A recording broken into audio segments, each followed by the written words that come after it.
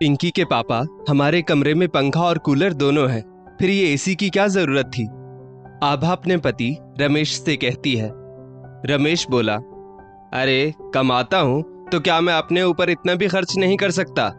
आभा बोली, ठीक है, पर एक बात कहूं, ये सर्दी तो फिर भी जैसे तैसे कट गई, पर अगली सर्दी में मम्मी जी और पापा जी के कमरे के लिए एक ब्लोअर जरूर खरीद कर ला दीजिएगा। रमेश बोला, बस फिर फिजूल खर्ची की डिमांड रख दी तुमने।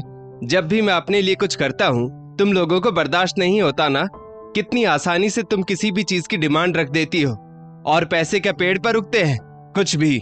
वैसे भी गर्मी का मौसम आ गया है, इसलिए मैं अपने कमरे में एसी लगवा रहा हूँ। उस कूलर की हवा से मुझे राहत नहीं मिलती, और उसकी आवाज, उससे तो मैं रात में ठीक से सो भी नहीं पाता हूँ। आभा बोली, कैसी बात कर रहे हैं? ब्लोअर मैं अपने माँ बाप के लिए नहीं, बल्कि आपके माता पिता के लिए मंगवाना चाहती हूँ। और एक बार सोचकर तो देखिए, बुढ़ापे का शरीर है, ठंड कितनी लगती होगी। रमेश चिढ़ते हुए बोला, ठीक है, ठंड आने में अभी 1 साल है, तब की तब देखेंगे। अभी मुझे इस एसी की ठंडी हवा लेने दो। इतना कहकर वो आराम से लेट गया और आभा वहां से चली गई। आभा रसोई में बड़बड़ा रही थी, हर आदमी क्या इतना ही स्वार्थी होता है? नहीं, मैंने अपने घर में अपने पिता और भाई को देखा है। वो पहले माँ बाप, बीवी, बच्चों के लिए सोचते हैं, बाद में अपने लिए। पर ना जाने ये ऐसे क्यों है? वो तो अच्छा हुआ इनकी बातें मम्मी जी और पापा जी ने नहीं सुनी, वरना उन्हें कितना दुख होता। इतना कहकर आभा अपने रोजमर्रा के काम में लग गई। समय बीतने लगा, पर रमेश का स्वभाव वैसा का वैसा ही रहा। रमेश के पिता मोहन बाबू और उसकी माँ कविता जी कहते भले नहीं थे, पर कहीं ना कहीं अपने बेटे के व्यवहार से दुखी जरूर थे। सर्दी का मौसम फिर दस्तक दे रहा था। एक रोज आभा बाजार से शॉपिंग करके घर में घुसी ही थी कि उसके हाथ में कपड़ों का थैला देखकर रमेश गुस्से में बोला, इतने सारे बैग, आ गई पैसों में आग लगाकर। जब देखो शॉपिंग करती रहती हो, एक बार पूछना भी जरूरी नहीं समझती ना? तुम्हें पता है मुझे तुम्हारा ऐसे शॉपिंग करना बिल्कुल भी पसंद नहीं, फिर भी चली गई। आभा को रमेश की बात सुनकर गुस्सा तो आया, फिर भी वो धैर्यपूर्वक बैग में से कपड़े निकालकर रमेश को दिखाते हुए बोली, मैंने पैसों में आग नहीं लगाई, बल्कि जरूरत के हिसाब से कपड़े खरीद कर लाई हूँ। एक बार आप देख तो लीजिए मैं किसके कपड़े लाई हूँ, फिर कहेंगे कि अच्छा किया। ये कहकर आभा बैग में से कपड़े निकालने लगी। रमेश कपड़ों को देखने से इनकार करते हुए बोला, रहने दो, मुझे नहीं देखने तुम्हारे कपड़े। तुम्हें पैसे बर्बाद करने थे, तुमने कर दिए, पर अब इन्हें दिखाकर मेरा दिमाग और खराब मत करो। रमेश की बातें सुनकर आभा दुखी मन से कपड़े बैग में रखने लगी। तभी मोहन बाबू वहां आए और आभा का दुखी चेहरा देखकर बोले, ये क्या तरीका है अपनी पत्नी से बात करने का? और बेटा, पैसे में आग बहू नहीं बल्कि तुम लगाते हो। अरे बहू तो हमेशा सोच समझकर पैसे खर्च करती है। तुम्हें बुरा लगेगा, पर आज जरूर कहूंगा, तुम सिर्फ अपने बारे में सोचते हो।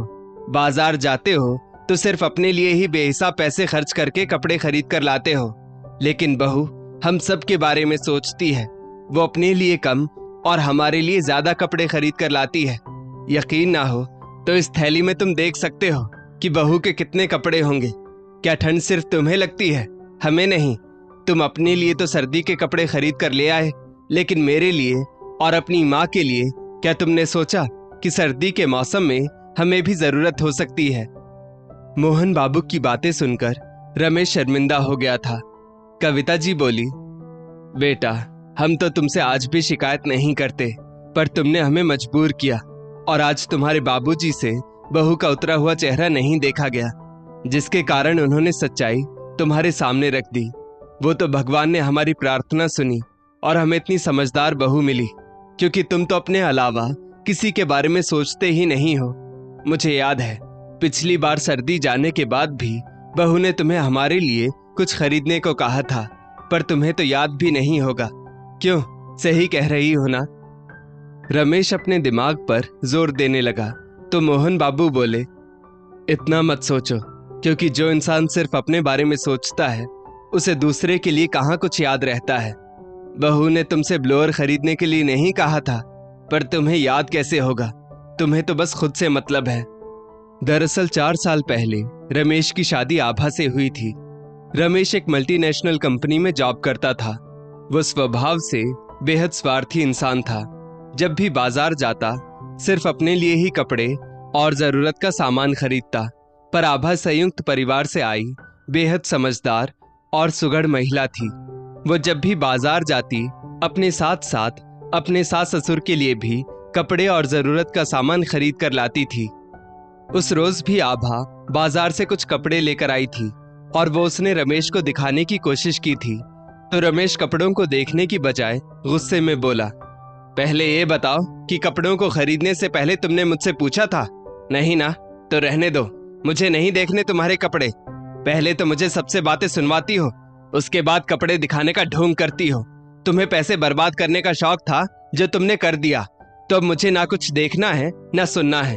ले जाओ इन्हें यहां से। रमेश की बात सुनकर आभा ने चुपचाप कपड़े ले जाकर अपने सास ससुर को दे दिए। रमेश आभा को घूर कर देख रहा था तो आभा बोली, माँ बाप को उतना बुरा नहीं लगता जब उनकी बहू स्वार्थी निकल जाए, पर बेटा अगर स्वार्थी निकले तो सोचो उन्हें कितना दुख होगा। आपको लगता है मेरी वजह से आपको सुनना पड़ता है, पर आप पर कोई इल्जाम ना लगाए, इसीलिए मैं आज बाजार गई थी। इतना कहकर आभा रमेश को याद दिलाने लगी। कुछ रोज पहले रमेश बाजार से अपने लिए गर्म कपड़े खरीद कर लाया था। वहीं बैठे मोहन बाबू ने जब उसके गर्म कपड़े देखे तो वे कविता जी से बोले, अपने लिए तो गर्म कपड़े खरीद लाया, एक बार भी हमसे ये नहीं पूछा कि आपके या माँ के पास गर्म कपड़े हैं कि नहीं। कविता जी बोली, हाँ, मेरे गर्म कपड़े भी काफी पुराने हो गए हैं, अब उनमें ठंड रुकती नहीं। पहले तो मैं अपने और आपके लिए बाजार से कपड़े खरीद कर ले आती थी, पर अब बुढ़ापे के कारण मेरी भी बाजार जाने की हिम्मत ही नहीं होती है। मोहन बाबू बोले, हाँ भाई, अब बेटा ही इतना स्वार्थी हो गया है कि सिर्फ अपने बारे में ही सोचता है, हमारे बारे में तो कुछ सोचता ही नहीं। वो तो बहू है जो फिर भी हमारे बारे में सोच लेती है, लेकिन बेटा वो हमारे बारे में बिल्कुल नहीं सोचता। आभा उस वक्त रसोई में खाना बना रही थी। जब उसने अपने ससुर की बात सुनी तो उसे बहुत दुख हुआ था। उसके अगले ही हफ्ते वो बाजार जाकर अपने सास ससुर के लिए गर्म कपड़े ले आई थी और रमेश ने कपड़े देखने से इनकार कर दिया था। मोहन बाबू की कड़क आवाज जब रमेश के कानों में पड़ी तब उसे सब याद आ गया। मोहन बाबू कपड़े दिखाते हुए बोले, देख, बहू अपने लिए नहीं हमारे लिए कपड़े लेकर आई है, देख गौर से। मोहन बाबू के बार बार कहने पर जब रमेश ने उन कपड़ों को देखा तो उन्हें देखकर वो शर्मिंदा हो गया था। वो आभा से बोला, मुझे माफ कर दो आभा, मैंने बगैर सोचे समझे तुम पर पैसे बर्बाद करने का इल्जाम लगा दिया। मुझसे अच्छी तो तुम हो जो मम्मी पापा का इतना ख्याल रखती हो। मैं ही स्वार्थी था जो बस अपने बारे में सोचता था। आज तुमने मेरी आंखें खोल दी। वादा करता हूं आप लोगों से कि अब कभी भी आप लोगों को शिकायत का मौका नहीं दूंगा, और आभा आगे से मैं भी मम्मी पापा का पूरा ख्याल रखूंगा। सच में, मैं प्रॉमिस करता हूं। रमेश की बात सुनकर आभा के चेहरे पर मुस्कुराहट आई।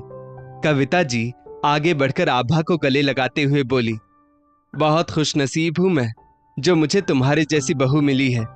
रमेश के व्यवहार से मन तो बहुत दुखी होता था, पर तुम्हारे स्नेह ने हमेशा उस पर मरहम का काम किया है। जुग जुग जियो बहू। सास की बात सुनकर आभा खिलखिलाकर हंसने लगी और बोली, मम्मी जी, पापा जी, आप लोग घर में हैं तो ये घर घर लगता है, वरना सिर्फ पति पत्नी और बच्चों से संसार पूरा कहाँ होता है। जब तक बगीचे में बूढ़े बरगद की छांव ना हो तो बगीचा अधूरा ही रहता है। मोहन बाबू आभा के सिर पर हाथ रखकर बोले, बहू, बहुत खुशनसीब होते हैं वे माता पिता जिनकी संतान उनका ख्याल रखती है। जब संतान अपने माता पिता के बारे में नहीं सोचती तब उनका दिल बहुत दुखता है, क्योंकि अपनी संतान से माता पिता को बहुत उम्मीदें होती है। दिल खुश हो जाता है सास ससुर का जब उनकी बहू उनका ख्याल रखती है, तभी तो उनके दिल से अपनी बहू के लिए अनेकों दुआएं निकलती हैं। कविता जी हंसकर बोली, सच कहा आपने, हमारी बहू भी ऐसी ही है, तभी तो उसने आज हमारे नालायक बेटे को भी लायक बनाकर इस घर को स्वर्ग बना दिया है। वो दिन और आज का दिन। रमेश जब कभी बाजार जाता तो सबसे पहले आभा से कहता कि पहले माँ और पापा के लिए खरीदारी कर लो, फिर हम दोनों अपने लिए लेंगे। अंत भला तो सब भला। दोस्तों, इस स्टोरी को लेकर आपकी क्या राय है? नीचे कमेंट करके जरूर बताइएगा और ऐसी ही और भी बेहतरीन वीडियोस के लिए हमारा पेज जरूर फॉलो करें। धन्यवाद।